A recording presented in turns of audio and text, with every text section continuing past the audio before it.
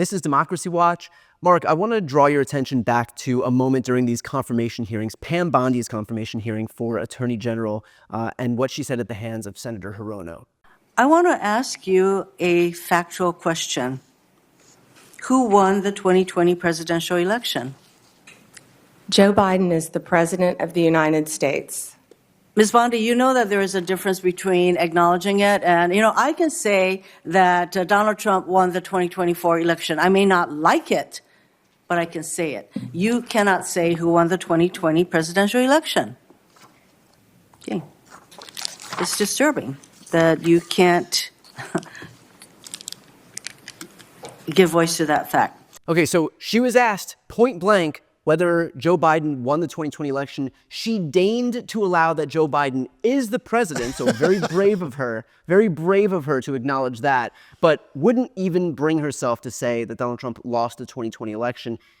If she isn't willing to acknowledge objective reality here, what does that say about the kind of attorney general that she'll likely be if and when she is confirmed? Right. So first of all, everyone needs to understand Pam Bondi is an election denier. And she has been an election denier from day one. Like, she was early to the election denial. She's a OG election denier. Kind of the in the Jenna Ellis, Rudy Giuliani era, right? She talked about fraud in Pennsylvania that didn't exist, as you recall, and that came up in the hearings. And so that is the reason why she was chosen to be the attorney general. And that's the problem that I think the legacy media has here, is they think that's like the sidelight here. No. That's kind of the main show, right? Donald Trump demands fealty and loyalty and bowing and scraping at every turn. But it all starts with election denialism of 2020.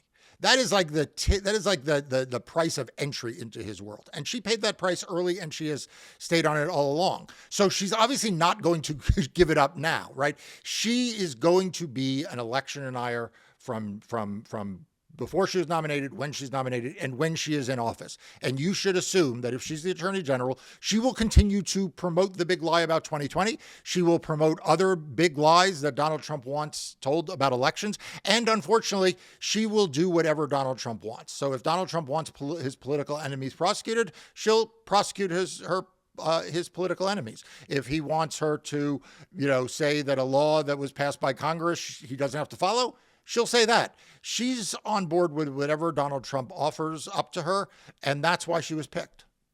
Marc, can you talk about the independence of the DOJ as it stands right now, as it's always been, and what you expect it to look like under the leadership of Pam Bondi? Yeah, so there has been a norm, a term that I hate, and I wrote in Democracy Docket that, the problem with Merrick Garland is that, he brought norms to a Trump fight, and you can't do that. And by the way, Merrick Garland on the way out the door actually gave his benedictory address to his folks, and he said, you upheld norms, and we had to uphold norms. So, the norm has been that attorneys general do not intersect with the White House, except under very limited circumstances, but they do not include criminal prosecutions. They do not include even notifying the White House of criminal prosecutions. The White House under Joe Biden would learn that there was an indictment forthcoming or issued when they saw it on television. There was just an absolute separation. That is going away. That is going away. Donald Trump looks at that and says the people who abided by those White House norms were suckers and losers. Right? That's how he views norms. He thinks that what, Joe Biden's White House did and what Merrick Garland did were for suckers and losers.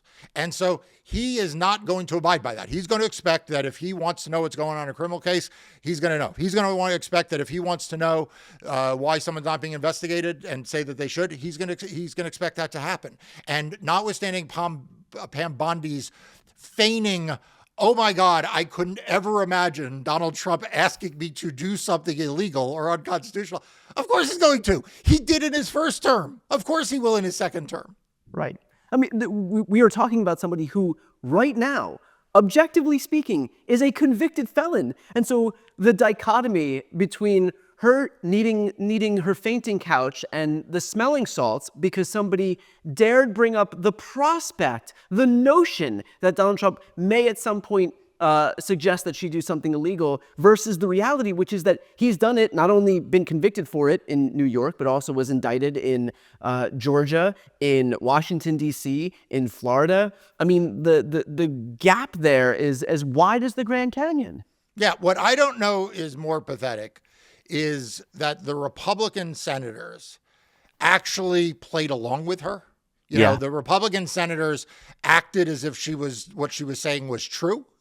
Acted as if Donald Trump actually wouldn't do these things. Acted like I don't know if that's more pathetic or the fact that so much of the legacy media covered her as if what she was saying was anything other than preposterous. I mean, look at what the Washington Post, look at some of the Washington Post coverage. I know it's fashionable to beat up the Washington Post, but on this, they really deserved it. I mean, first of all, they gave her a green thumbs up that she should be confirmed.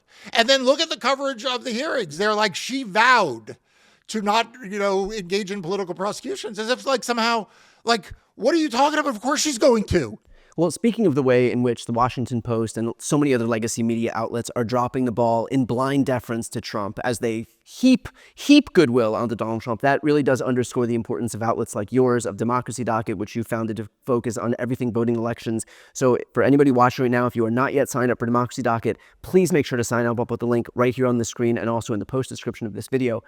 Marc, when you look at the Senate Judiciary Committee that was overseeing this hearing into Pam Bondi, one might think that of all people in the Senate, these are the people with the most vested interest in making sure to uphold any ideals of the judiciary more broadly in our government. And so what does it say that even among people who, again, should care the most about having some minimum standard in our government, minimum standard for the nominee for Attorney General, these people seemed wholly willing to be completely deferential to her? I don't think there was a single Republican on the entire committee that offered even a scintilla of pushback against anything that she said.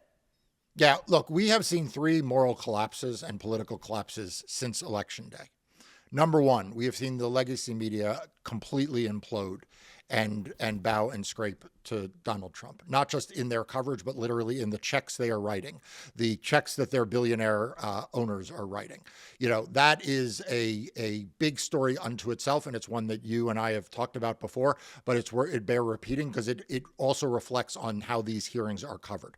The second is the complete collapse of the Republican Party as a political party. It is now just a personalist party. It is just the party of Donald Trump. It is not just the Republicans on this committee. I mean, Speaker Johnson has turned his speakership over to Donald Trump. Like Donald Trump, he removed a senior Republican from a key committee in the House of Representatives because that member, that well-respected Republican had a different position. I think it was on Ukraine.